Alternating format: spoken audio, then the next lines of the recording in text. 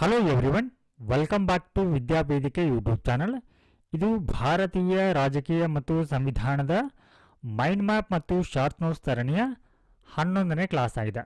This is our class number 11, but we will consider it as class number 9C because in our last two class we discussed about the fundamental right.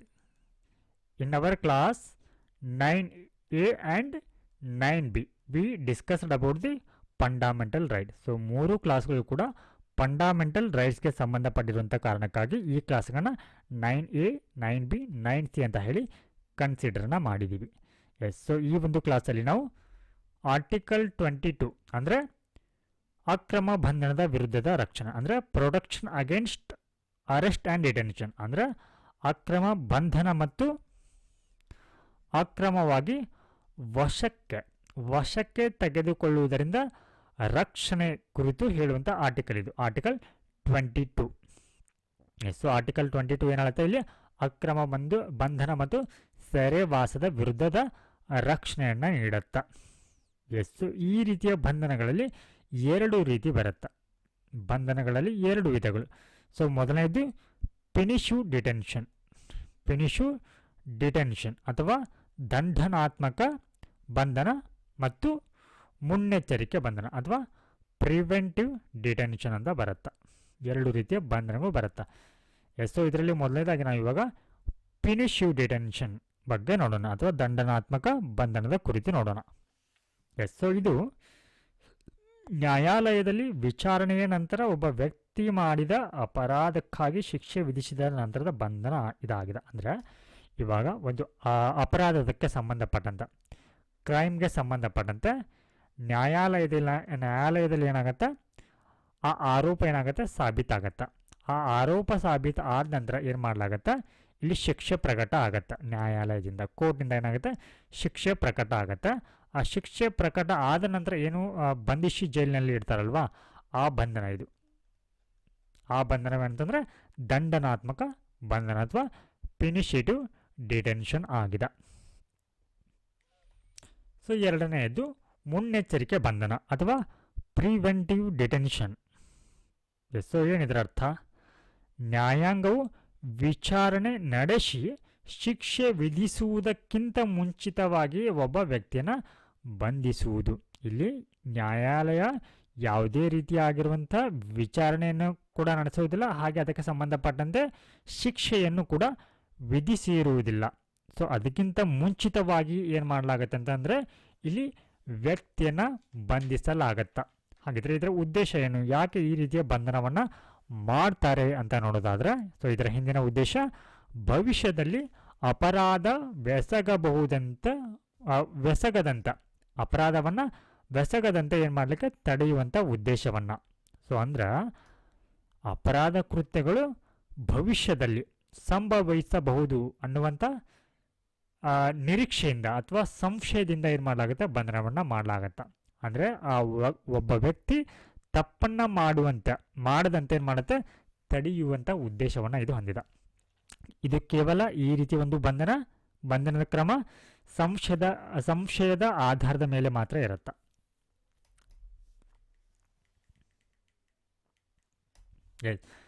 So ಈ ಒಂದು ಹಕ್ಕಿನ ಅಡಿಯಲ್ಲಿ 2 ಭಾಗಗಳಿವೆ. ವಿಧಿ 22ರ ಅಡಿಯಲ್ಲಿ ಮೊದಲನೆಯ ಒಂದು ಭಾಗ ಸಾಮಾನ್ಯ ಕಾನೂನಿನ ಅಡಿಯಲ್ಲಿ ಬಂಧನ. ಅಂದ್ರೆ ಸಾಮಾನ್ಯ ಕಾನೂನಿನ ಅಡಿಯಲ್ಲಿ ಬಂಧನಕ್ಕೆ ಒಳಗಾದ ವ್ಯಕ್ತಿಗೆ ಕೆಲವೊಂದಿಷ್ಟು ಹಕ್ಕುಗಳಿರುತ್ತೆ. ಸೊ ಯಾವ ರೀತಿ ಹಕ್ಕು ಅಂತಂದ್ರೆ, ಮೊದಲನೇದಾಗಿ ಬಂಧನದ ಕಾರಣಗಳನ್ನ ತಿಳಿದುಕೊಳ್ಳುವಂಥ ಹಕ್ಕು, ಅಂದರೆ right to be informed of the grounds of arrest. ಯಾವ ಕಾರಣಕ್ಕಾಗಿ ಅದನ್ನು ಬಂಧಿಸಲಾಗಿದೆ ಅನ್ನುವಂಥದ್ದನ್ನು ಏನು ಮಾಡಬೇಕಾಗತ್ತೆ, ಪೊಲೀಸರು ಬಂಧಿತನಿಗೆ ತಿಳಿಸಬೇಕಾಗತ್ತ. ಉದಾಹರಣೆಗೆ ರಮೇಶ್ ಅನ್ನುವಂಥ ವ್ಯಕ್ತಿಯನ್ನ ಪೊಲೀಸರು ಕಳ್ಳತನದ ಆರೋಪದ ಮೇಲೆ ಪೊಲೀಸರು ಬಂಧನ ಮಾಡ್ತಾರೆ. ಆದರೆ ಈ ಪೊಲೀಸರು ಆ ಬಂಧಿತನೇನಿರ್ತಾನೆ ಆತನಿಗೆ ಹೇಳಬೇಕು, ಸ್ಪಷ್ಟವಾಗಿ ಹೇಳಬೇಕು, ಏನಂತಂದರೆ ನಿನ್ನನ್ನು ಈ ಕಳ್ಳತನ ಆರೋಪದ ಮೇಲೆ ಈ ಸೆಕ್ಷನ್ ಅಡಿಯಲ್ಲಿ, ಇಂತಹ ಒಂದು ಸೆಕ್ಷನ್ ಅಡಿಯಲ್ಲಿ ನಾವು ಬಂಧಿಸ್ತಾ ಇದ್ದೀವಿ ಅಂತ ಹೇಳಿ ಏನು ಮಾಡಬೇಕು, ಬಂಧಿತನಿಗೆ ಪೊಲೀಸರು ಏನು ಮಾಡಬೇಕು, ಮಾಹಿತಿಯನ್ನು ನೀಡಬೇಕು. ಸೊ ಇದು ಕೂಡ ಏನಂತಂದ್ರೆ ಬಂಧಿತ ವ್ಯಕ್ತಿಗೆ ಇರುವಂಥ ಹಕ್ಕು ಇದು. ಸೊ ಸೆಕೆಂಡ್, ಕಾನೂನು ವೃತ್ತಿಪರರೊಂದಿಗೆ ಸಮಾಲೋಚಿಸುವ ಮತ್ತು ಅವರಿಂದ ರಕ್ಷಣೆ ಪಡೆಯಬೇಕು. ಅಂದ್ರೆ ಈ ಏನು ವ್ಯಕ್ತಿ ಬಂಧಿತನಾಗಿರ್ತಾನೆ, ಈತ ತನ್ನ ಒಂದು ಇಚ್ಛೆಯ ವಕೀಲರಿಂದ ಸಲಹೆಯನ್ನು ಪಡೆದುಕೊಳ್ಳಿಕ್ಕೆ ಅಧಿಕಾರ ಇರುತ್ತೆ. ಸೊ ಅಂತಹವರಿಗೆ ಏನು ಮಾಡ್ಬೋದು, ಇಲ್ಲಿ ಪೊಲೀಸರು ಕಡ್ಡಾಯವಾಗಿ ಏನು ಮಾಡಬೇಕಾಗತ್ತೆ, ವಕೀಲರೊಂದಿಗೆ ಸಮಾಲೋಚಿಸಲಿಕ್ಕೆ ಇಲ್ಲಿ ಅವಕಾಶವನ್ನು ನೀಡಲೇಬೇಕಾಗತ್ತ. Right to consult and be depended by a lawyer.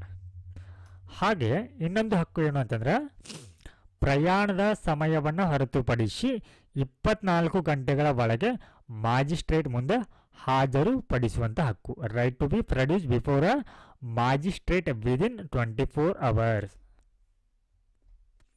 So ಅಂದರೆ ಇಲ್ಲಿ ಪೊಲೀಸರು ಒಬ್ಬ ವ್ಯಕ್ತಿಯನ್ನು 24 ಗಂಟೆಗಳ ಹೆಚ್ಚಿನ ಅವಧಿಯವರೆಗೆ ಕಸ್ಟಡಿಯಲ್ಲಿ ಇಟ್ಟುಕೊಳ್ಳೋ ಹಾಗಿಲ್ಲ. ಅಂದರೆ ಒಬ್ಬ ವ್ಯಕ್ತಿಯನ್ನು 24 ಗಂಟೆಯ ಒಳಗೆ ಏನು ಮಾಡಬೇಕು, ಮ್ಯಾಜಿಸ್ಟ್ರೇಟ್ ಮುಂದೆ ಹಾಜರುಪಡಿಸಬೇಕು. ಉದಾಹರಣೆಗೆ ಈ ರಮೇಶ್ ಅನ್ನುವಂಥ ವ್ಯಕ್ತಿಯನ್ನು ಸೋಮವಾರ ಬೆಳಿಗ್ಗೆ 10 ಗಂಟೆಗೆ ಅರೆಸ್ಟ್ ಮಾಡಿದ್ದಾರೆ ಅಂತ ಅನ್ಕೋಣ. ಮರುದಿನ ಅಂದರೆ ಮಂಗಳವಾರ 10 ಗಂಟೆಯ ಒಳಗಾಗಿ ಏನು ಮಾಡಬೇಕಂತಂದರೆ ಆ ವ್ಯಕ್ತಿನ ಮ್ಯಾಜಿಸ್ಟ್ರೇಟ್ ಮುಂದೆ ಇಲ್ಲಿ ಹಾಜರುಪಡಿಸಬೇಕು. ಇಲ್ಲಿ ಪ್ರಯಾಣದ ಸಮಯವನ್ನು ಹೊರತುಪಡಿಸಲಾಗತ್ತೆ. ಸೊ ಇನ್ ಕೇಸ್ ಇವಾಗ ಆ ವ್ಯಕ್ತಿ ಒಂದು ಸ್ಥಳದಲ್ಲಿ ಇದ್ದಾನೆ ಅಂತ ಅನ್ಕೋಣ. ಸೊ ಪೊಲೀಸ್ ಸ್ಟೇಷನ್ ಇಲ್ಲಿದೆ. ಸೊ ಇಲ್ಲಿಂದ ಇಲ್ಲಿಗೆ ಹೋಗಲಿಕ್ಕೆ ಒಂದು 2 hour ಆಗುತ್ತೆ ಅಂತ ಅನ್ಕೋಣ. ಈ 2 hourನ ಹೊರತುಪಡಿಸಿ ಅಂದರೆ ಆ ರೀಚ್ ಆಗಲಿಕ್ಕೆ 10 ಗಂಟೆಗೆ ಅರೆಸ್ಟ್ ಮಾಡ್ತಾರೆ, 12 ಗಂಟೆಗೆ ಹೋಗಿ ಪೊಲೀಸ್ ಸ್ಟೇಷನ್ಗೆ ರೀಚ್ ಆದರೆ ಆತನ ಬಂಧಿಸಲಿಕ್ಕೆ ಇಲ್ಲಿ 12 ಅಂದರೆ ಮುಂದಿನ ಈ 2 ಅವರ್ಗಳನ್ನ ಬಿಟ್ಟು 10ರಿಂದ ಅರೆಸ್ಟ್ ಮಾಡಿದರೆ 12 ಗಂಟೆಗೆ ಅಲ್ಲಿ ಪೊಲೀಸ್ ಸ್ಟೇಷನ್ ರೀಚ್ ಆಗ್ತಾರೆ, ಪೊಲೀಸ್ ಕಸ್ಟಡಿಯಲ್ಲಿ ವಶಕ್ಕೆ ತೆಗೆದುಕೊಳ್ತಾರೆ. ಸೊ ಈ 2 ಗಂಟೆಗಳನ್ನ ಹೊರತುಪಡಿಸಿ ಅಂದರೆ ಮುಂದಿನ ಮಂಗಳವಾರದ 12 ಗಂಟೆಗಳ ಒಳಗಾಗಿ ಏನು ಮಾಡಬೇಕು, ವ್ಯಕ್ತಿಯನ್ನು ಮ್ಯಾಜಿಸ್ಟ್ರೇಟ್ ಮುಂದೆ ಏನು ಮಾಡಬೇಕು, ಹಾಜರುಪಡಿಸಬೇಕು. ಹಾಗೆಯೇ ಮ್ಯಾಜಿಸ್ಟ್ರೇಟ್ ಹೆಚ್ಚಿನ ಬಂಧನಕ್ಕೆ ಅಧಿಕಾರ ನೀಡದ ಹೊರತು 24 ಗಂಟೆಗಳ ನಂತರ ಬಿಡುಗಡೆ ಮಾಡುವ ಹಕ್ಕು. ಅಂದರೆ no detention beyond 24 hours without magistrate permission. So ಇಲ್ಲಿ ಮ್ಯಾಜಿಸ್ಟ್ರೇಟ್ ಅವರು ಇಲ್ಲಿ ಏನು ಪರ್ಮಿಷನ್ ಕೊಡದ ಹೊರತು ವ್ಯಕ್ತಿನ 24 ಗಂಟೆಗಳಿಗಿಂತ ಹೆಚ್ಚಿನ ಕಾಲ ಬಂಧನದಲ್ಲಿ ಇಡುವ ಹಾಗೆ ಇಲ್ಲ. ಸೊ ಇಲ್ಲಿ ಬಂಧನ ಮತ್ತು ಸೆರೆವಾಸ ಏನಿವಾಗ ಈ ಸಾಮಾನ್ಯ ಕಾನೂನಿನ ಅಡಿಯಲ್ಲಿ ಬಂಧನಕ್ಕೆ ಅಂತ ನಾವು ಹೇಳ್ತಾ ಇದ್ದೀವಿ. ಸೊ ಇದನ್ನು ಒಳಗೊಳ್ಳುವುದಿಲ್ಲ. ಅಂದರೆ ನ್ಯಾಯಾಲಯದ ಆದೇಶಗಳು, ನಾಗರಿಕ ಬಂಧನ, ಆದಾಯ ತೆರಿಗೆ ಪಾವತಿಸದ ಆರೋಪದ ಮೇಲಿನ ಬಂಧನ, ಹಾಗೆ ವಿದೇಶಿಗರ ಗಡೀಪಾರು. ಸೊ ಇವಾಗ ಸೆಕೆಂಡ್ ಪಾರ್ಟನ್ನು ನೋಡೋಣ ಈ ಆರ್ಟಿಕಲ್ 22 ಅಡಿಯಲ್ಲಿ. ಸೊ ಈ ಸೆಕೆಂಡ್ ಪಾರ್ಟ್ ಅನ್ನುವಂಥದ್ದು ಪ್ರಿವೆಂಟಿವ್ ಡಿಟೆನ್ಷನ್ಗೆ ಸಂಬಂಧಪಟ್ಟಿರುವಂಥದ್ದು ಅಥವಾ ಮುನ್ನೆಚ್ಚರಿಕೆ ಬಂಧನಕ್ಕೆ ಸಂಬಂಧಪಟ್ಟಿರುವಂಥದ್ದು. ಎಸ್. ಸೊ ಇಲ್ಲಿ ಮುನ್ನೆಚ್ಚರಿಕೆ ಬಂಧನದ ಕಾನೂನು ಪ್ರಕರಣಗಳಿಂದ ವ್ಯವಹರಿಸುತ್ತದೆ. ಸೊ ಪಾರ್ಟ್ 1 ಅನ್ನೋದು ಪ್ರಿವೆಂಟಿವ್ ಡಿಟೆನ್ಷನ್ಗೆ ಸಂಬಂಧಪಟ್ಟಿದೆ. ಸೊ ಇಲ್ಲಿ ಮುನ್ನೆಚ್ಚರಿಕೆ ಬಂಧನ ಕಾನೂನಿನ ಅಡಿಯಲ್ಲಿ ಬಂಧಿಸಲ್ಪಟ್ಟ ಅಥವಾ ಬಂಧನಕ್ಕೊಳಗಾದ ವ್ಯಕ್ತಿಗಳಿಗೆ ರಕ್ಷಣೆ ಇರುತ್ತೆ. ಅಂದರೆ ಇಬ್ಬರಿಗೂ ಕೂಡ ಇದು ನಾಗರಿಕರಿಗೆ ಆಗಿರ್ಬೋದು ಅಥವಾ ವಿದೇಶಿಯರಿಗೆ ಈ ಒಂದು ಕಾನೂನು ಅಡಿಯಲ್ಲಿ ಏನಾಗುತ್ತೆ, ರಕ್ಷಣೆ ಅನ್ನುವಂಥದ್ದು ಸಿಗತ್ತ. ಸೊ ಯಾವ ರೀತಿಯಲ್ಲಿ ರಕ್ಷಣೆ ಸಿಗತ್ತೆ ಅಂತಂದರೆ, ಸಲಹಾ ಮಂಡಳಿಯು ವಿಸ್ತೃತ ಬಂಧನಕ್ಕೆ ಸಾಕಷ್ಟು ಕಾರಣವನ್ನು ವರದಿ ಮಾಡದ ಹೊರತು ವ್ಯಕ್ತಿಯ ಬಂಧನವನ್ನು 3 ತಿಂಗಳುಗಳನ್ನು ಮೀರುವಂತಿಲ್ಲ. ಏನಿದ್ರ ಅರ್ಥ ಅಂತಂದ್ರೆ, ಇನ್ ಕೇಸ್ ಏನಾದರೂ ಒಬ್ಬ ವ್ಯಕ್ತಿಯನ್ನು 3 ತಿಂಗಳ ಕಾಲ ಹೆಚ್ಚಿಗೆ ಬಂಧನದಲ್ಲಿ ಇಡಬೇಕಂತ ಅನ್ಕೊಳ್ತಾರೆ ಪೊಲೀಸರು. ಆವಾಗ ಏನು ಮಾಡಬೇಕು, ಅದಕ್ಕೆ ಸಕಾರಣಗ ಒಂದಿಷ್ಟು ಏನಂತಂದರೆ ಅವರಿಗೆ ಮನವರಿಕೆ ಮಾಡಿಕೊಳ್ಳುವಂಥ ಅಂಶಗಳನ್ನ ಹೇಳಬೇಕು ಅವರು, ಯಾಕೆ ಇವರ ಬಂಧನ ಇನ್ನೂ ಅಗತ್ಯ ಇದೆ ಅಂತ ಹೇಳಿ. ಸೊ ಆ ಒಂದು ಬಂಧನದ ಕುರಿತು ಸಾಕಷ್ಟು ವರದಿಯನ್ನು ನೀಡದೆ ಹೊರತು 3 ತಿಂಗಳಿಗಿಂತ ಹೆಚ್ಚಿನ ಒಂದು ಬಂಧನವನ್ನು ಮಾಡೋ ಹಾಗಿಲ್ಲ.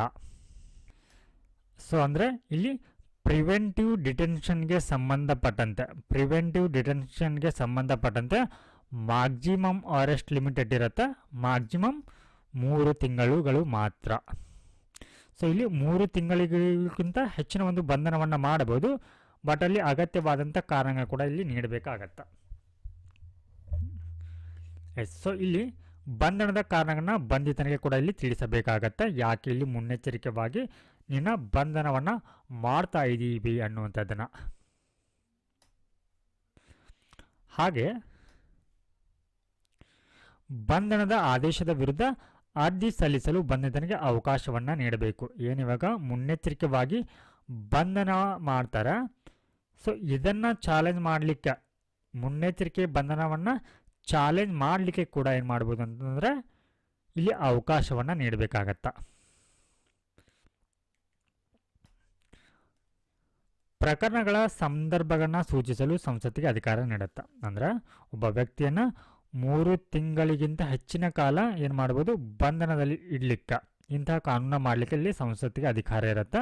ಹಾಗೆ ಸಲಹಾ ಮಂಡಳಿಯ ಅಭಿಪ್ರಾಯವನ್ನು ಪಡೆಯದೆ ಮುನ್ನೆಚ್ಚರಿಕೆ ಬಂಧನದ ಕಾನೂನಿನ ಅಡಿಯಲ್ಲಿ, ಸೊ ಇಲ್ಲಿ ನೋಡಿ, ಮುನ್ನೆಚ್ಚರಿಕೆ ಬಂಧನ ಕಾನೂನಿನ ಅಡಿಯಲ್ಲಿ ಸಲಹಾ ಮಂಡಳಿಯ ಅಭಿಪ್ರಾಯವನ್ನು ಪಡೆಯದೆ 3 ತಿಂಗಳಿಗಿಂತ ಹೆಚ್ಚಿನ ಕಾಲ ಬಂಧನದಲ್ಲಿ ಇಡುವಂಥ ಅಧಿಕಾರವನ್ನು ಏನು ಮಾಡುತ್ತೆ ಸಂಸತ್ತಿಗೆ ನೀಡುತ್ತೆ. ಸೊ ಇಲ್ಲಿ ಏನು ಮಾಡುತ್ತೆ, 1978ರಲ್ಲಿ 44ನೇ ಒಂದು ತಿದ್ದುಪಡಿ ಕಾಯ್ದೆಯನ್ನು ತರಲಾಗುತ್ತೆ.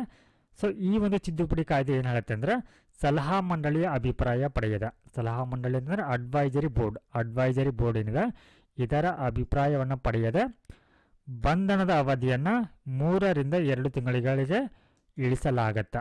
ಆದರೆ ಈ ನಿಬಂಧನೆ ಅನ್ನುವಂಥದ್ದನ್ನು ಜಾರಿಗೆ ಇನ್ನೂ ಕೂಡ ತರಲಾಗಿಲ್ಲ.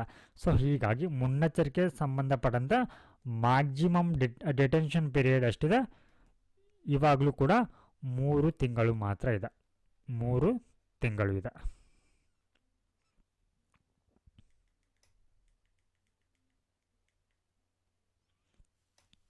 S.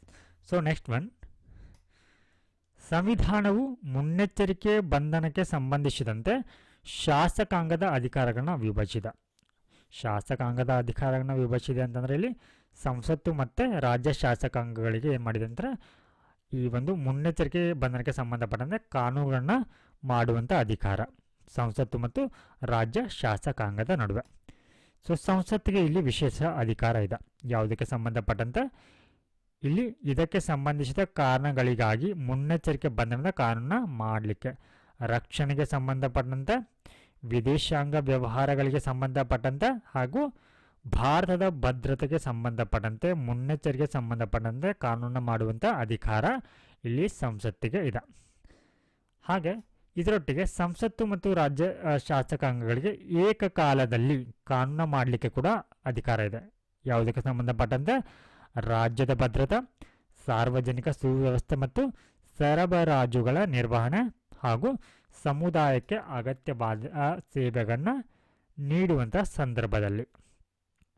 So next one very important point ಏನು ಅಂತಂದ್ರೆ, ಜಗತ್ತಿನಲ್ಲಿ ಯಾವುದೇ ಪ್ರಜಾಪ್ರಭುತ್ವ ರಾಷ್ಟ್ರವಿಲ್ಲ. ಅಂದ್ರೆ ಈ ರೀತಿಯ ಮುನ್ನೆಚ್ಚರಿಕೆ ಬಂಧನ ಕಾನೂನು ಹೊಂದಿರುವಂಥ ಏನು ಭಾರತವನ್ನು ಹೊರತುಪಡಿಸಿ ಈ ರೀತಿ ಕಾನೂನು ಹೊಂದಿರುವಂಥ ಯಾವುದೇ ಪ್ರಜಾಪ್ರಭುತ್ವ ರಾಷ್ಟ್ರ ಇಲ್ಲ. ಎಸ್. ಸೊ ಇಲ್ಲಿ ಏನು ಮಾಡಲಾಗಿದೆ, ಈ ಒಂದು ಪ್ರಿವೆಂಟಿವ್ ಡಿಟೆನ್ಷನ್ ಅನ್ನುವಂಥದ್ದನ್ನ ಸಂವಿಧಾನದ ಅವಿಭಾಜ್ಯ ಅಂಗವನ್ನಾಗಿ ಮಾಡಲಾಗಿದೆ ನಮ್ಮ ಸಂವಿಧಾನದಲ್ಲಿ. ಎಸ್. ಸೊ ಈ ಹಿಂದೆ ಇದು ಬ್ರಿಟಿಷರ ಆಳ್ವಿಕೆ ಸಂದರ್ಭದಲ್ಲಿ ಇದು ಜಾರಿಯಲ್ಲಿತ್ತು. ಅಂದರೆ ಯಾವಾಗ, ಈ ಸಂದರ್ಭದಲ್ಲಿ ಮಾತ್ರ. ವಿಶ್ವ ಸಮರ ವರ್ಲ್ಡ್ ವಾರ್ 1 ಹಾಗೆ ವರ್ಲ್ಡ್ ವಾರ್ 2 ಸಂದರ್ಭದಲ್ಲಿ ಇದು ಜಾರಿಯಲ್ಲಿತ್ತು. ಅಂದರೆ ಭಾರತವನ್ನು ಹೊರತುಪಡಿಸಿ ಬೇರೆ ಯಾವ ಪ್ರಜಾಪ್ರಭುತ್ವ ರಾಷ್ಟ್ರದಲ್ಲಿ ಇದು ಈ ರೀತಿಯ ಮುನ್ನೆಚ್ಚರಿಕೆ ಬಂಧನ ಅನ್ನುವಂಥದ್ದು ಇಲ್ಲ. ಸೊ ಭಾರತದಲ್ಲಿ ಬ್ರಿಟಿಷರ ಆಳ್ವಿಕೆಯಲ್ಲಿ ಕೂಡ ಇದು ಅಸ್ತಿತ್ವದಲ್ಲಿ ಇತ್ತು. ಅಂದರೆ ಬ್ರಿಟಿಷರು ಆಳ್ವಿಕೆಯನ್ನು ಮಾಡುವಂಥ ಸಂದರ್ಭದಲ್ಲಿ ಇವರು ಬಂಗಾಳ ರಾಜ್ಯ ಕೈದಿಗಳ ನಿಯಂತ್ರಣ ಕಾಯ್ದೆ 1818 ಜಾರಿಗೆ ತರ್ತಾರೆ. ಇದರ ಮೂಲಕ ಇವರು ಮುನ್ನೆಚ್ಚರಿಕೆ ಬಂಧನವನ್ನು ಮಾಡಬಹುದಾಗಿತ್ತು. ಹಾಗೆ ಭಾರತ ರಕ್ಷಣಾ ಕಾಯ್ದೆ 1939 ಜಾರಿಗೆ ತರ್ತಾರೆ. ಸೊ ಈ ಎರಡೂ ಕಾಯ್ದೆಗಳ ಅಡಿಯಲ್ಲಿ ಏನು ಮಾಡಲಾಗಿತ್ತು, ಮುನ್ನೆಚ್ಚರಿಕೆ ಬಂಧನಕ್ಕೆ ಅವಕಾಶವನ್ನು ನೀಡಲಾಗಿತ್ತು. And the next article is Article 23. So which talks about the ಶೋಷಣೆ ವಿರುದ್ಧದ ಹಕ್ಕು, ಅಂದರೆ right against exploitation. Right against exploitation. So article 23 ಏನು ಹೇಳುತ್ತೆ ಅನ್ನೋದು ನೋಡೋಣ. ಸೊ ಇದು ಅಕ್ರಮ ಮಾನವ ಮಾರಾಟ ಮತ್ತು ಬಲವಂತದ ದುಡಿಮೆಯನ್ನು ನಿಷೇಧ ಮಾಡುತ್ತಾ.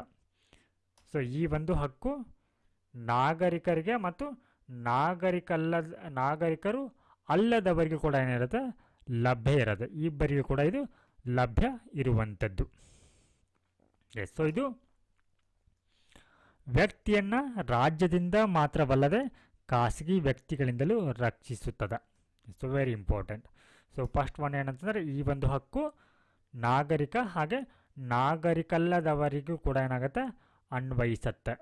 ಹಾಗೆ ಸೆಕೆಂಡ್ ಪಾಯಿಂಟ್, ಇದು ರಾಜ್ಯದಿಂದ ಮಾತ್ರ ಅಲ್ಲ, ಖಾಸಗಿ ವ್ಯಕ್ತಿಗಳಿಂದಲೂ ಕೂಡ ಮಾನವ ಮಾರಾಟ ಅಥವಾ ಕಳ್ಳ ಸಾಗಣೆ ಮತ್ತು ಬಲವಂತದ ದುಡಿಮೆಯಿಂದ ಏನು ಮಾಡುತ್ತೆ, ರಕ್ಷಣೆಯನ್ನು ನೀಡುತ್ತೆ. ಸೊ ಇಲ್ಲಿ ಮಾನವರ ಕಳ್ಳ ಸಾಗಣೆ ಅಂತಂದರೆ ಇವರನ್ನು ಒಳಗೊಳ್ಳುತ್ತೆ. ಅಂದರೆ ಇಲ್ಲಿ ಮಾನವರನ್ನು ಸರಕುಗಳಂತೆ, ಅಂದರೆ ಪುರುಷರನ್ನು ಮತ್ತು ಮಹಿಳೆಯರನ್ನು ಮಕ್ಕಳನ್ನು ಸರಕುಗಳಂತೆ ಮಾರಾಟ ಮಾಡುವುದನ್ನು ಒಳಗೊಂಡಿರುತ್ತೆ ಈ ಮಾನವ ಕಳ್ಳ ಸಾಗಣೆ. ಇದರ ವಿರುದ್ಧ ಕೂಡ ಇಲ್ಲಿ ಏನಾಗುತ್ತೆ, ಅಥವಾ ಇದನ್ನು ನಿಷೇಧವನ್ನು ಮಾಡುತ್ತೆ. ಹಾಗೆ ಇಲ್ಲಿ ಮಹಿಳೆಯರು ಮತ್ತು ಮಕ್ಕಳಲ್ಲಿ ಅನೈತಿಕ ವ್ಯಾಪಾರ, ಅಂದರೆ ಮಕ್ಕಳ ಕಳ್ಳ ಸಾಗಣೆ, ಅಂದರೆ ಕಳ್ಳ ಸಾಗಣೆ ಅನ್ನುವಂಥದ್ದು ಏನೆಲ್ಲ ಒಳಗೊಳ್ಳುತ್ತೆ,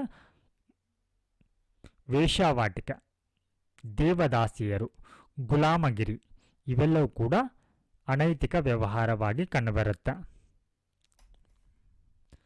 ಅಂದರೆ ಫಾರ್ ಎಕ್ಸಾಂಪಲ್, ಇವಾಗ ಒಂದು ಗುಂಪೇನಾದರೂ ಕಿಡ್ನಾಪಿಂಗ್ ಗ್ರೂಪ್ ಏನಾದರೂ ಇಲ್ಲಿ ಮಕ್ಕಳನ್ನು ಕಿಡ್ನಾಪ್ ಮಾಡಿ ಅವರನ್ನು ಭಿಕ್ಷಾಟನೆಗೆ ದೂಡುವಂಥದ್ದು ಇಲ್ಲಿ ಏನಂತಂದರೆ ಅನೈತಿಕ ವ್ಯವಹಾರ ಮತ್ತು ಮಾನವ ಕಳ್ಳ ಸಾಗಣೆ ಅಡಿಯಲ್ಲಿ ಬರುತ್ತೆ. ಸೊ ಇದು ನಿಷಿದ್ಧ. ಇಲ್ಲಿ ಈ ಅಪರಾಧಗಳಲ್ಲಿ ತೊಡಗುವವರನ್ನು ಶಿಕ್ಷಿಸಲು, ಅಂದರೆ ಈ ರೀತಿಯ ಒಂದು ಮಾನವ ಕಳ್ಳ ಸಾಗಣೆ ಮತ್ತು ಈ ಬಲವಂತದ ದುಡಿಮೆಯಿಂದ ಸೊ ಈ ರೀತಿಯ ಅಪರಾಧಗಳಲ್ಲಿ ಯಾರು ತೊಡಗಿಕೊಳ್ತಾರೆ ಅವರನ್ನು ಶಿಕ್ಷಿಸಲಿಕ್ಕೆ ಸಂಸತ್ತು ಏನು ಮಾಡುತ್ತೆ, 1950ರ ಅನೈತಿಕ ಮಾರಾಟ ತಡೆ ಕಾಯ್ದೆಯನ್ನು ಜಾರಿಗೆ ತರುತ್ತೆ. ಸೊ ಈ ಮೂಲಕ ಸೊ ಇಲ್ಲಿ ಬೇಗಾರ್ ಅಂತ ಬರುತ್ತೆ. ಏನಿದು ಬೇಗಾರ್ ಅಂತಂದ್ರೆ ಸಂಭಾವನೆ ಇಲ್ಲದೆ ಕಡ್ಡಾಯ ಕೆಲಸವನ್ನು ಮಾಡುವಂಥದ್ದು.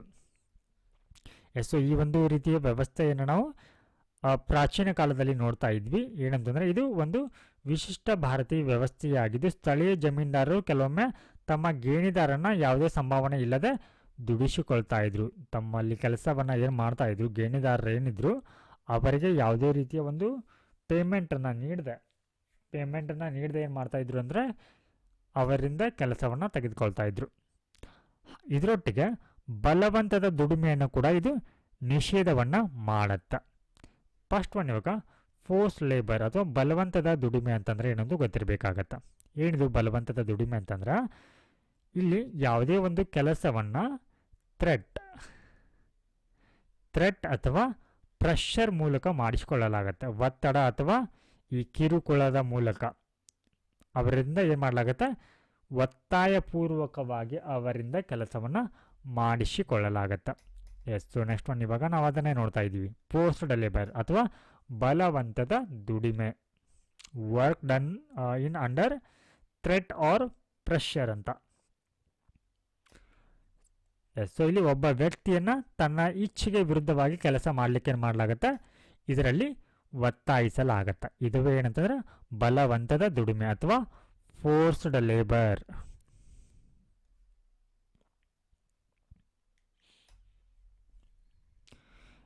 ಸೊ ಕೆಲವೊಂದು ಸನ್ನಿವೇಶಗಳಲ್ಲಿ ಏನಾಗುತ್ತೆ ಅಂದರೆ ಆರ್ಥಿಕ ಪರಿಸ್ಥಿತಿಗಳಿಗೆ ಈ ಒತ್ತಡದಿಂದಾಗಿ ಕೆಲವು ಕಾರಣಗಳಿಗಾಗಿ ಏನು ಮಾಡಲಾಗುತ್ತೆ, ಕನಿಷ್ಠ ವೇತನಕ್ಕೆ ಕೂಡ ಏನು ಮಾಡಬೇಕಾಗ್ತಾ ಇದೆ ಅಂತಂದರೆ ಕೆಲಸ ಮಾಡಬೇಕಾಗಿತ್ತು. ಸೊ ಈ ನಿಟ್ಟಿನಲ್ಲಿ ಏನು ಮಾಡುತ್ತೆ ಅಂದರೆ ಸಂಸತ್ತು ಹಲವಾರು ಕಾಯ್ದೆಗಳನ್ನ ಜಾರಿಗೆ ತರುತ್ತೆ.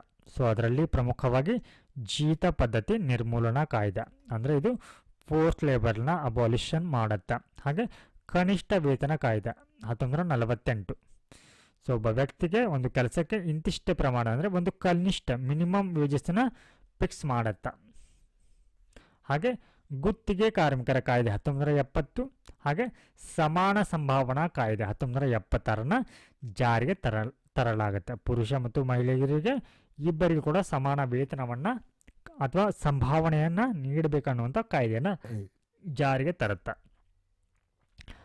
ಆದರೆ ಇಲ್ಲಿ ಕೆಲವೊಂದಿಷ್ಟಕ್ಕೆ ಏನಿರುತ್ತೆ ಅಂದರೆ ಎಕ್ಸೆಪ್ಷನ್ ಇರುತ್ತೆ, ಅಂದರೆ ವಿನಾಯಿತಿ ಇರುತ್ತೆ. ಏನಂತಂದರೆ ಸಾರ್ವಜನಿಕ ಉದ್ದೇಶಗಳಿಗಾಗಿ ಕಡ್ಡಾಯ ಸೇವೆಯನ್ನು ಸಲ್ಲಿಸಲು ಏನು ಮಾಡುತ್ತೆ, ರಾಜ್ಯಕ್ಕೆ ಇಲ್ಲಿ ಅನುಮತಿಯನ್ನು ಸಲ್ಲಿಸುತ್ತೆ. ಫಾರ್ ಎಕ್ಸಾಂಪಲ್ ಮಿಲಿಟರಿ ಸೇವೆ ಮತ್ತು ಸಮಾಜ ಸೇವೆ, ಅಂತಹ ಸೇವೆಯನ್ನು ಸಲ್ಲಿಸುವಲ್ಲಿ ರಾಜ್ಯವು ಈ ಕೆಳಗಿನ ಯಾವುದೇ ಸಂದರ್ಭದಲ್ಲಿ ತಾರತಮ್ಯವನ್ನು ಮಾಡೋ ಹಾಗಿಲ್ಲ. ಧರ್ಮ, ಜನಾಂಗ, ಜಾತಿ ಮತ್ತು ಯಾವ ವರ್ಗಕ್ಕೆ ಸೇರಿದಾರೆ ಅಂತ ಹೇಳಿ ಅವರಿಗೆ ತಾರತಮ್ಯವನ್ನು ಮಾಡುವಂತಿಲ್ಲ. ಸೊ ಇದರ ಅರ್ಥ ಇದನ್ನು ನೀವು ಬಲವಂತದ ದುಡಿಮೆ ಅಂತ ಹೇಳಲಿಕ್ಕೆ ಬರುವುದಿಲ್ಲ. ಮಿಲಿಟರಿ ಸೇವೆ ಇವಾಗ ಕರ್ನಾಟಕ, ಆಂಧ್ರ ಪ್ರದೇಶ ಈ ರಾಜ್ಯದಿಂದ ಇಂದಿಷ್ಟು ಇಲ್ಲಿ ಮಿಲಿಟರಿ ಪೋಸ್ಟ್ಗಳನ್ನ ತೆಗೆದುಕೊಳ್ಳಬೇಕಂತ ಇರುತ್ತೆ ಅಂತ ಅನ್ಕೋಣ, ಅಥವಾ ಹುದ್ದೆಗಳನ್ನ 5 ಅಥವಾ 10 ಅಂತ ಅಂದಾಗ ಈ ರಾಜ್ಯದಿಂದ ಈ ವ್ಯಕ್ತಿಗಳು ಇಷ್ಟು ನೇಮಕ ಆಗಬೇಕು ಅನ್ನುವಂಥದ್ದು ಇದು ಒತ್ತಾಯದ ದುಡಿಮೆ ಅಲ್ಲ ಇದು ಅನ್ನುವಂಥದ್ದನ್ನ ಇದು ಹೇಳುತ್ತೆ. ಸೊ ಈ ನಿಟ್ಟಿನಲ್ಲಿ ಆರ್ಟಿಕಲ್ 23 ಅನ್ನುವಂಥದ್ದು ಯಾಕೆ ಇಂಪಾರ್ಟೆಂಟ್ ಅನ್ನುವಂಥದ್ದು ಇಲ್ಲಿ ತಿಳಿದಿರಬೇಕಾಗತ್ತೆ. Why article 23 is important? Because it protects human dignity. ಇದು ಮಾನವ ಘನತೆಯನ್ನು ಕಾಪಾಡುತ್ತೆ, ಮಾನವನ ಘನತೆಯನ್ನು. ಹಾಗೆ stop exploitation of the poor, ಬಡವರ ಶೋಷಣೆಯನ್ನು ತಡೆ ಹಿಡಿಯುತ್ತೆ, ಬಡವರ ಶೋಷಣೆ. ಹಾಗೆ ಮಾನವ ಕಳ್ಳ ಸಾಗಣೆಯನ್ನು ತಡೆಯುತ್ತೆ. ಸೊ ಹೀಗಾಗಿ ಆರ್ಟಿಕಲ್ 23 ಅನ್ನುವಂಥದ್ದು ತುಂಬಾ ಮಹತ್ವದ್ದಾಗಿದೆ. ಸೊ ನೆಕ್ಸ್ಟ್ ಒನ್, ಮಕ್ಕಳನ್ನು ಅಪಾಯಕಾರಿ ಸ್ಥಳಗಳಲ್ಲಿ ನೇಮಿಸಿಕೊಳ್ಳದಂತೆ ನಿಷೇಧ. So which article talks about it? So article 24 talks about prohibition of employment of children in factory. Yes, so ಈ ಒಂದು ಕಾಯ್ದೆ ಏನು ಹೇಳುತ್ತೆ ಅನ್ನೋಂಥ ನೋಡೋಣ. 14 ವರ್ಷಕ್ಕಿಂತ ಕಡಿಮೆ ವಯಸ್ಸಿನ ಮಕ್ಕಳು ಏನಿರ್ತಾರೆ ಅವರಿಗೆ ಈ ಕೆಳಗಿನ ಒಂದು ಚಟುವಟಿಕೆಗಳೇನಂತಂದರೆ ಅಥವಾ ಕೆಲಸಕ್ಕೆ ನೇಮಿಸಿಕೊಳ್ಳುವುದು ಏನಿರುತ್ತೆ ನಿಷಿದ್ಧ ಆಗಿರುತ್ತೆ. ಕಾರ್ಖಾನೆಗೆ ಸಂಬಂಧಪಟ್ಟಂಥ ಕೆಲಸಗಳಿಗೆ ನೇಮಿಸಿಕೊಳ್ಳುವುದು, ಗಣಿಗಾರಿಕೆಗೆ ಸಂಬಂಧಪಟ್ಟಂಥ ಕೆಲಸಕ್ಕೆ ನೇಮಿಸಿಕೊಳ್ಳುವುದು, ಹಾಗೆ ಇತರೆ ಅಪಾಯಕಾರಿ ಚಟುವಟಿಕೆ, ಕಟ್ಟಡ ನಿರ್ಮಾಣ ಆಗಿರ್ಬೋದು, ರೈಲ್ವೆ ಒಂದು ಹಳಿಗಳ ನಿರ್ಮಾಣದ ಸಂದರ್ಭದಲ್ಲಿ ಆಗಿರ್ಬೋದು, ಈ ಎಲ್ಲ ಅಪಾಯಕಾರಿ ಚಟುವಟಿಕೆಗಳಲ್ಲಿ ಮಕ್ಕಳನ್ನು ಇಲ್ಲಿ ಕಾರ್ಮಿಕರನ್ನಾಗಿ ನೇಮಿಸಿಕೊಳ್ಳುವಂಥದ್ದು ಏನಂತಂದರೆ ಸಂಪೂರ್ಣವಾಗಿ ನಿಷೇಧಿಸಲಾಗಿದೆ. ಹಾಗೆ ಇದರೊಟ್ಟಿಗೆ 14ರಿಂದ 18 ವರ್ಷದವರೆಗಿನ ಮಕ್ಕಳೇನಿರ್ತಾರೆ ಇವರು ಈ ಅಪಾಯಕಾರಿ ಉದ್ಯಮಿಗಳಂತ ಬರುತ್ತೆ. ಅಪಾಯಕಾರಿ ಉದ್ದಿಮೆಗಳಲ್ಲಿ ಕೆಲಸ ಮಾಡುವುದನ್ನು ಏನು ಮಾಡುತ್ತೆ, ನಿಷೇಧವನ್ನು ಮಾಡುತ್ತೆ. ಆದರೆ ಇಲ್ಲಿ ಒಂದಿಷ್ಟು ವಿನಾಯಿತಿಗಳಿದೆ. ಏನಂತಂದರೆ ಇಲ್ಲಿ ಯಾವುದೇ ನಿರುಪದ್ರವ ಅಥವಾ ಮುಗ್ಧ ಕೆಲಸದಲ್ಲಿ ಅವರ ಉದ್ಯೋಗವನ್ನು ಇದು ನಿಷೇಧಿಸುವುದಿಲ್ಲ. ಇನ್ ಕೇಸ್ ಏನಾದರೂ 14 ವರ್ಷದೊಳಗಿನ ಮಕ್ಕಳು ಏನಾದರೂ ಚಲನಚಿತ್ರದಲ್ಲಿ ಭಾಗವಹಿಸುವಂಥದ್ದಾಗಿರ್ಬೋದು ಅಥವಾ ರಾಜ್ಯ ಪ್ರದರ್ಶನದಲ್ಲಿ ತೊಡಗಿಕೊಳ್ಳುವಂಥದ್ದು, ಇದಕ್ಕೆ ಇಲ್ಲಿ ನಿಷೇಧ ಇರೋದಿಲ್ಲ. ಸೊ ಏನಕ್ಕಂತಂದರೆ ಇದು ಮುಗ್ಧವಾಗಿರುವಂಥ ಕೆಲಸ ಇರುತ್ತೆ ಅಥವಾ ನಿರುಪದ್ರವ ಕೆಲಸವಾಗಿರುವಂಥ ಕಾರಣಕ್ಕಾಗಿ ಇದರಲ್ಲಿ ಅವರು ತೊಡಗಿಕೊಳ್ಳುವುದಕ್ಕೆ ಯಾವುದೇ ನಿರ್ಬಂಧ ಅನ್ನುವಂಥದ್ದು ಇರೋದಿಲ್ಲ. ಹಾಗೆ ನಿರ್ದಿಷ್ಟ ವಯಸ್ಸಿನೊಳಗಿನ ಮಕ್ಕಳನ್ನ ನೇಮಿಸಿಕೊಳ್ಳುವುದನ್ನು ಅಥವಾ ನಿಷೇಧಿಸುವಂಥ ಕಾಯ್ದೆಗಳು. ಸೊ ಇಲ್ಲಿ ಹಲವಾರು ಕಾಯ್ದೆಗಳನ್ನ ಜಾರಿಗೆ ತರಲಾಗುತ್ತೆ. ಈ ಕಾಯ್ದೆಗಳ ಮೂಲಕ ಬಾಲ ಕಾರ್ಮಿಕರನ್ನ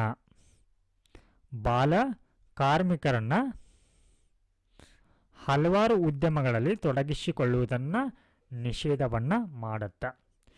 ಸೊ ಅವುಗಳಲ್ಲಿ ಬಾಲಕಾರ್ಮಿಕ ನಿಷೇಧ ಮತ್ತು ನಿಯಂತ್ರಣ ಕಾಯ್ದೆ ಬರುತ್ತೆ, ಬಾಲಕಾರ್ಮಿಕ ಉದ್ಯೋಗ ಕಾಯ್ದೆ, ಕಾರ್ಖಾನೆಗಳ ಕಾಯ್ದೆ, ಗಣಿ ಕಾಯ್ದೆ, Merchant shifting act, plantation labour act, motor ಸಾರಿಗೆ ಕಾರ್ಮಿಕರ ಕಾಯ್ದೆ, ಅಪ್ರೆಂಟಿಸ್ ಕಾಯ್ದೆ, ಅಂದರೆ ಇದರಲ್ಲಿ ಬೀಡಿ ಮತ್ತು ಸಿಗರೇಟು ಕಾರ್ಮಿಕರ ಕಾಯ್ದೆ.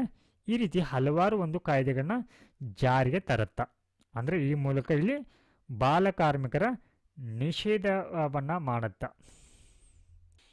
ಸೊ ಸಾಮಾನ್ಯವಾಗಿ ಏನಾಗ್ತಾ ಇದೆ ಅಂದರೆ ಈ ರೈಲ್ವೆ ಕಾಮಗಾರಿ ಆಗಿರ್ಬೋದು, ಆಟೋಮೊಬೈಲ್ ಆಗಿರ್ಬೋದು, ಗ್ಯಾರೇಜ್, ಗಣಿ ಆಗಿರ್ಬೋದು, ಇಂತಹ ಒಂದು ಉದ್ಯಮಗಳಲ್ಲಿ ಬಾಲಕಾರ್ಮಿಕರನ್ನ ಬಳಸಿಕೊಳ್ಳಲಾಗ್ತಾ ಇದೆ. ಸೊ ಹೀಗಾಗಿ ಇದಕ್ಕೆ ನಿಷೇಧವನ್ನು ಮಾಡಲಿಕ್ಕೆ ಹಲವಾರು ಕಾಯ್ದೆಗಳನ್ನ ಜಾರಿಗೆ ತರಲಾಗತ್ತೆ. ಸೊ ಈ ಒಂದು ಬಾಲಕಾರ್ಮಿಕರಿಗೆ ಸಂಬಂಧಪಟ್ಟಂತೆ ಸುಪ್ರೀಂ ಕೋರ್ಟ್ ಏನು ನಿರ್ದೇಶನವನ್ನು ಕೊಟ್ಟಿದೆ ಅನ್ನೋದು ನೋಡೋಣ.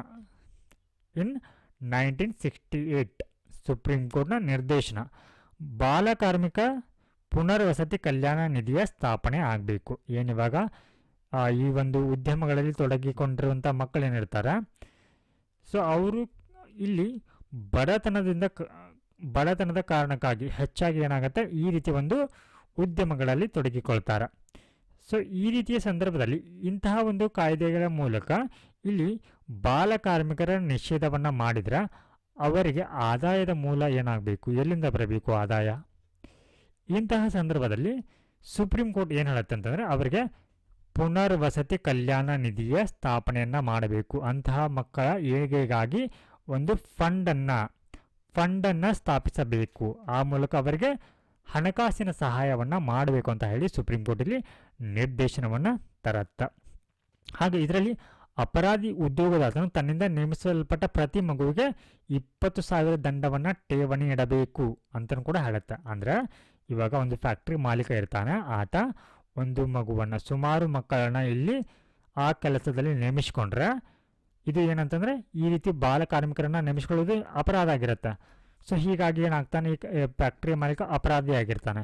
ಈ ಅಪರಾಧಿ ಆಗಿರುವಂಥ ಮಾಲೀಕ ಏನು ಮಾಡಬೇಕು, ಈ ಮಕ್ಕಳ ಹೆಸರಲ್ಲಿ ಏನು ಇಡಬೇಕು, ಪ್ರತಿ ಮಗುವಿನ ಹೆಸರಲ್ಲಿ 20,000 ರೂಪಾಯಿ ದಂಡದ ರೂಪದಲ್ಲಿ ಅದನ್ನು ಠೇವಣಿಯಾಗಿ ಇಡಬೇಕು.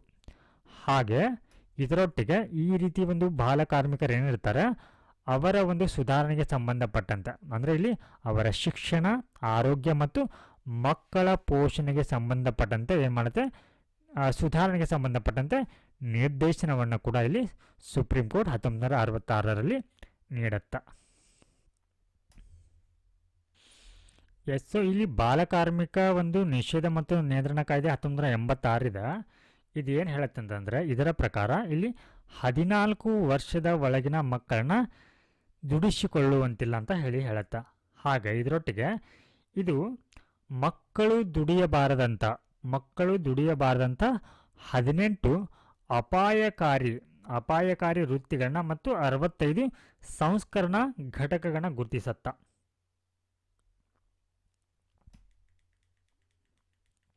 ನೆಕ್ಸ್ಟ್ ಒನ್,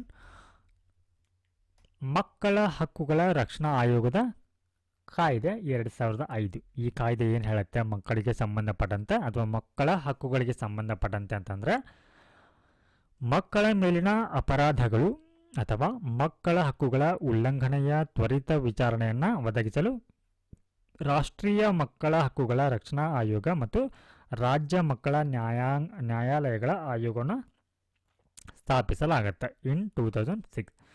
ಸೊ ಇಲ್ಲಿ ಸರ್ಕಾರವು ಮಕ್ಕಳನ್ನ ಮನೆ ಕೆಲಸಗಾರರನ್ನಾಗಿ ಅಥವಾ ವ್ಯಾಪಾರ ಸಂಸ್ಥೆಗಳಲ್ಲಿ ಕೆಲಸಗಾರರನ್ನಾಗಿ ನೇಮಿಸಿಕೊಳ್ಳುವುದನ್ನು ಇದೇನು ಮಾಡುತ್ತೆ, ನಿಷೇಧಿಸುತ್ತೆ. ಇವರನ್ನು ಮನೆ ಕೆಲಸಗಾರನಾಗಿ ನೇಮಿಸಿಕೊಳ್ಳುವಂತಿಲ್ಲ. ಹಾಗೆ ವ್ಯಾಪಾರ ಸಂಸ್ಥೆಗಳಲ್ಲಿ ಇವರನ್ನ ಕೆಲಸಗಾರನಾಗಿ ಕೂಡ ನೇಮಿಸಿಕೊಳ್ಳೋ ಹಾಗಿಲ್ಲ. ಎಲ್ಲಿ ಅಂತಂದರೆ ಹೋಟೆಲ್ಗಳಲ್ಲಾಗಿರ್ಬೋದು, ದಾಬಾ, ಉಪಹಾರ ಗೃಹಗಳು ಅಂದರೆ ರೆಸ್ಟೋರೆಂಟ್ಗಳಲ್ಲಿ, ಅಂಗಡಿಗಳು, ಕಾರ್ಖಾನೆ, ರೆಸಾರ್ಟ್ಗಳು, ಸ್ಪಾ, ಚಹಾ ಅಂಗಡಿಗಳು. ಸೊ ಈ ರೀತಿ ನೇಮಿಸಿಕೊಳ್ಳುವಂಥದ್ದನ್ನು ನಿಷೇಧಿಸಲಾಗತ್ತೆ. ಸೊ ಹೀಗಾಗಿ ಈ ಒಂದು ಕಾಯ್ದೆ ಛೋಟು ಅಂತ ಹೇಳಿ ಕೂಡ ಏನಾಗಿದೆ, ಜನಪ್ರಿಯವಾಗಿರುವಂಥದ್ದು. ಅಂದರೆ ಇಲ್ಲಿ 14 ವರ್ಷಕ್ಕಿಂತ ಕಡಿಮೆ ವಯಸ್ಸಿನ ಮಕ್ಕಳನ್ನು ನೇಮಿಸಿಕೊಳ್ಳುವ ಯಾರಾದರೂ ಕೂಡ ಕಾನೂನು ಕ್ರಮ ಮತ್ತು ದಂಡನೆಗೆ ಏನಾಗ್ತಾರೆ, ಇಲ್ಲಿ ಗುರಿಯಾಗ್ತಾರೆ. ಹಾಗೆ ಬಾಲಕಾರ್ಮಿಕರ ಮೇಲೆ ಸಂಪೂರ್ಣ ನಿಷೇಧ.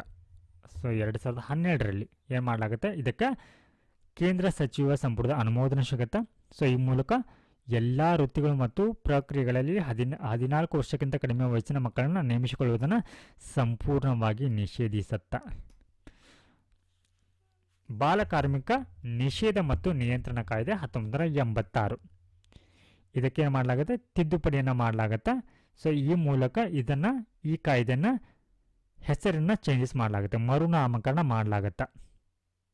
ಸೊ ಇದಕ್ಕೆ ಬಾಲ ಮತ್ತು ಹದಿಹರೆಯದ ಕಾರ್ಮಿಕ ನಿಷೇಧ ಕಾಯ್ದೆ ಅಂತ ಹೇಳಿ ಮರುನಾಮಕರಣ ಮಾಡಲಾಗತ್ತೆ. ಸೊ ಇದು ಯಾವಾಗತ್ತೆ, 2012ರಲ್ಲಿ. ಸೊ ಈ ಕಾಯ್ದೆ ಮೂಲಕ 14 ವರ್ಷದೊಳಗಿನ ಮಕ್ಕಳಿಗೆ ನಿಷೇಧವನ್ನು ಮಾಡುತ್ತೆ, ಅಪಾಯಕಾರಿ ವೃತ್ತಿಗಳಲ್ಲಿ ತೊಡಗಿಕೊಳ್ಳುವಂಥದ್ದನ್ನು, ಹಾಗೆ ಅಪಾಯಕಾರಿ ಇಲ್ಲದ ವೃತ್ತಿಗಳಲ್ಲಿ ಕೆಲಸದ ಪರಿಸ್ಥಿತಿಗಳಿಗೆ ಸಂಬಂಧಪಟ್ಟಂತೆ. ಹಾಗೆ ಇದು ಏನನ್ನು ಒಳಗೊಂಡಿದೆ, ಯಾವ ತಿದ್ದುಪಡಿಗಳನ್ನ ಒಳಗೊಂಡಿದೆ ಅಂತಂದರೆ, ಅಪಾಯಕಾರಿ ವೃತ್ತಿಗಳಲ್ಲಿ ಮಕ್ಕಳು ಮತ್ತು ಹದಿಹರೆಯದವರನ್ನು ನೇಮಿಸಿಕೊಳ್ಳುವುದಕ್ಕೆ ನಿಷೇಧದ ವಯಸ್ಸನ್ನು ಹೆಚ್ಚಿಸುವುದು, ಹಾಗೆ ಅಂದರೆ ಗಣಿಗಾರಿಕೆಯಲ್ಲಿ 14ರಿಂದ 18ಕ್ಕೆ ಏರಿಸುತ್ತೆ. ಹಾಗೆ ಅಪರಾಧಕ್ಕೆ ಗರಿಷ್ಠ ಶಿಕ್ಷೆಯನ್ನು ಕೂಡ ಇಲ್ಲಿ ಹೆಚ್ಚಿಸುತ್ತೆ ಈ ಒಂದು ಕಾಯ್ದೆಯ ಅಡಿಯಲ್ಲಿ. ಅಂದರೆ 1 ವರ್ಷದಿಂದ 2 ವರ್ಷಗಳವರೆಗೆ ಜೈಲು ಶಿಕ್ಷೆಯನ್ನು ವಿಧಿಸಲಾಗತ್ತೆ. ಹಾಗೆ 20ರಿಂದ 50 ಸಾವಿರದವರೆಗೆ ದಂಡ, ಅಥವಾ ಇಲ್ಲಿ ಎರಡೂ ಕೂಡ ವಿಧಿಸಬಹುದು. ಜೈಲು ಶಿಕ್ಷೆ ಜೊತೆಗೆ ಈ 20ರಿಂದ 50 ಸಾವಿರ ರೂಪಾಯಿ ದಂಡವನ್ನು ಕೂಡ ಇಲ್ಲಿ ಏನು ಮಾಡ್ಬೋದು, ವಿಧಿಸಬಹುದು. ಹಾಗೆ ಇದೇ ರೀತಿ ಒಂದು ಅಪರಾಧವನ್ನು ಮಾಡ್ತಾ ಹೋದರೆ, ಅಂದರೆ ಬಾಲಕಾರ್ಮಿಕರನ್ನ ಪದೇ ಪದೇ ನೀವು ನೇಮಿಸಿಕೊಳ್ತಾ ಹೋದರೆ, ಈ ರೀತಿಯ ಒಂದು ಪುನರಾವರ್ತಿತ ಅಪರಾಧಕ್ಕಾಗಿ ಏನು ಮಾಡಲಾಗುತ್ತೆ, ಜೈಲು ಶಿಕ್ಷೆ ಅವಧಿಯನ್ನು 3 ವರ್ಷಗಳ ಕಾಲ ಏನು ಮಾಡಲಾಗತ್ತೆ, ಹೆಚ್ಚಿಸಲಾಗತ್ತೆ. ಸೊ ನೆಕ್ಸ್ಟ್ ಒನ್ ನಾವು ಇವಾಗ ಧಾರ್ಮಿಕ ಸ್ವಾತಂತ್ರ್ಯದ ಹಕ್ಕು ಆರ್ಟಿಕಲ್ 25 ಇದೆ. ಸೊ ಇದನ್ನು ಮುಂದಿನ ಕ್ಲಾಸಲ್ಲಿ ಡಿಸ್ಕಸ್ನ ಮಾಡೋಣ. ಸೊ ಬಿಕಾಸ್ ಏನಂತಂದರೆ ಈ ಫಂಡಮೆಂಟಲ್ ರೈಟ್ಸ್ ಅನ್ನುವಂಥದ್ದು ತುಂಬ ವಿಸ್ತೃತವಾಗಿರುವಂಥದ್ದು ಈ ಪಾರ್ಟ್. ಸೊ ಇದಕ್ಕಾಗಿಯೇ ಅಂಬೇಡ್ಕರ್ ಅವರು ಏನು ಹೇಳಿದ್ದಾರೆ, ಈ ಮೂಲಭೂತ ಹಕ್ಕಿನ ಒಂದು ಭಾಗ ಏನಿದೆ ಇದು ಸಂವಿಧಾನ ಸಭೆಯಲ್ಲಿ ಅತಿ ಹೆಚ್ಚು ಚರ್ಚಿಸಲ್ಪಟ್ಟ ಭಾಗ ಅಂತ ಹೇಳಿದ್ದಾರೆ. ಹಾಗೆ ಅತಿ ಹೆಚ್ಚು ಸಮಯವನ್ನು ತೆಗೆದುಕೊಂಡಿರುವಂಥ ಭಾಗ ಅಂತಲೂ ಕೂಡ ಹೇಳಿದ್ದಾರೆ. ಸೊ ಹೀಗಾಗಿ ನಮಗೂ ಕೂಡ ಇದರ ಎಕ್ಸ್ಪ್ಲನೇಷನ್ ಮಾಡಲಿಕ್ಕೆ ತುಂಬಾ ಸಮಯ ತೆಗೆದುಕೊಳ್ಳುತ್ತೆ. ಹೀಗಾಗಿ ಈಗಾಗಲೇ ನಾವು ಈ ಫಂಡಮೆಂಟಲ್ ರೈಟ್ಸ್ ಕುರಿತು 3 ಭಾಗಗಳನ್ನ ಮಾಡಿದ್ದೀವಿ. 3 ಭಾಗಗಳಲ್ಲಿ ಇದರ ಕುರಿತು ತಿಳ್ಕೊಂಡಿದ್ದೀವಿ. ಇನ್ನೂ ಕೂಡ ಇನ್ನೊಂದು ಭಾಗ ಕೂಡ ಬರುತ್ತೆ, ಅದು ಕೂಡ ಇದಕ್ಕೆ ಸಂಬಂಧಪಟ್ಟಿರುವಂಥದ್ದು. ಆಲ್ಮೋಸ್ಟ್ ನೆಕ್ಸ್ಟ್ ಪಾರ್ಟ್ನಲ್ಲಿ ಇದನ್ನು ಕವರ್ ಮಾಡಲಿಕ್ಕೆ ಟ್ರೈ ಮಾಡೋಣ. ಸೊ ಮುಂದಿನ ಒಂದು ಕ್ಲಾಸ್ನಲ್ಲಿ ಮತ್ತೆ ಸಿಗೋಣ. ನಮಸ್ಕಾರ.